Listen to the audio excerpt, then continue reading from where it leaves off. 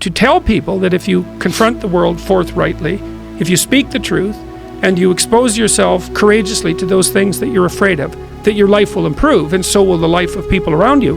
Go out there, find the dragon, confront it. It's a dragon, it might eat you, it's dangerous. But it's worse to cower at home and wait for it to come and devour you. Go out there, confront it, get the gold. Dragons and gold, it's exactly the same idea. Is that the dragon is this terrible thing, it's this terrible predatory thing that lives forever and is very, very wise. And it lives underground, and it'll kill you, it'll burn you up in a second. But it hoards gold. And so you have to go there into the dragon's lair if you're going to get the gold. And that's a representation of people's paradoxical relationship with reality. It's like you have to go out there and confront it in order to incorporate what it has to offer to you.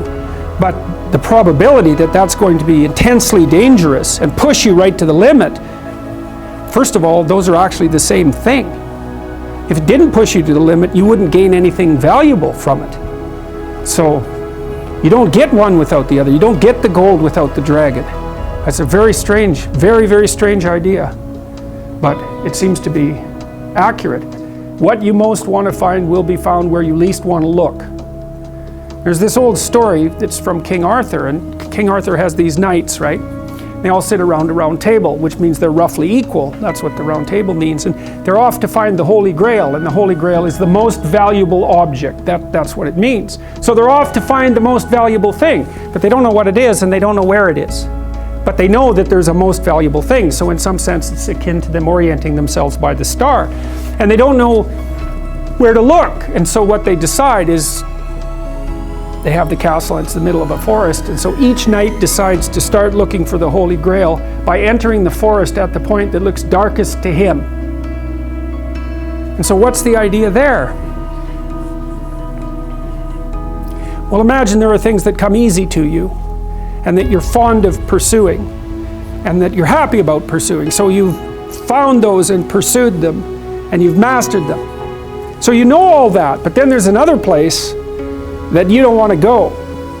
And so you haven't gone there and you haven't mastered it, and you're very small in comparison to it because you haven't mastered it. And so it has this monstrous aspect.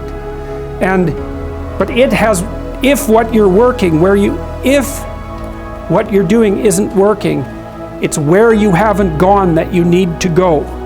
And so I can give you another example of this. So let's say you're an agreeable person, and so you don't like conflict and you won't stand up for yourself, and you regard anger and the proclivity to provoke and to engage in conflict as something that's positively terrible. It's not only that you're not good at it, it's actually that it's wrong. So that's where you have to go if you're going to learn how to stand up for yourself. And imagine that you're afraid. Maybe you have something like agoraphobia. And so there's a whole bunch of things that you're afraid of, and you don't want to go there. But if you want to put yourself together, then that's exactly where you have to go. And so it's frequently the case that what you want to find is to be found where you least want to find it.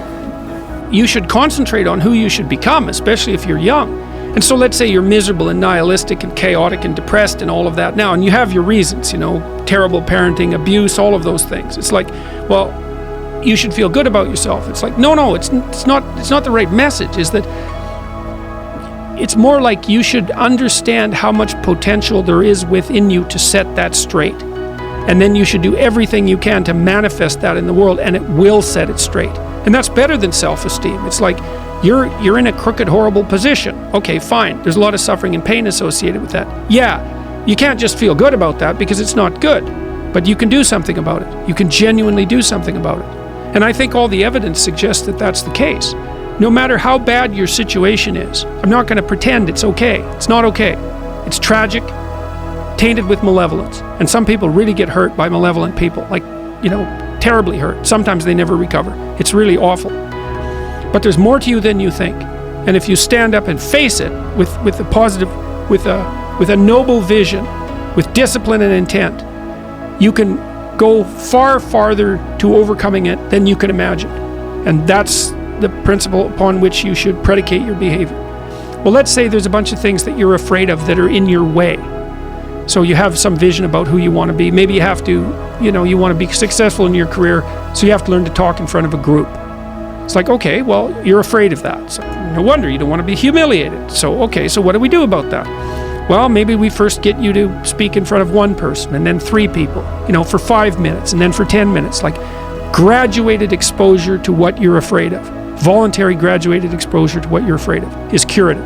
And that's true. It works. The documentation is in. It's how people learned.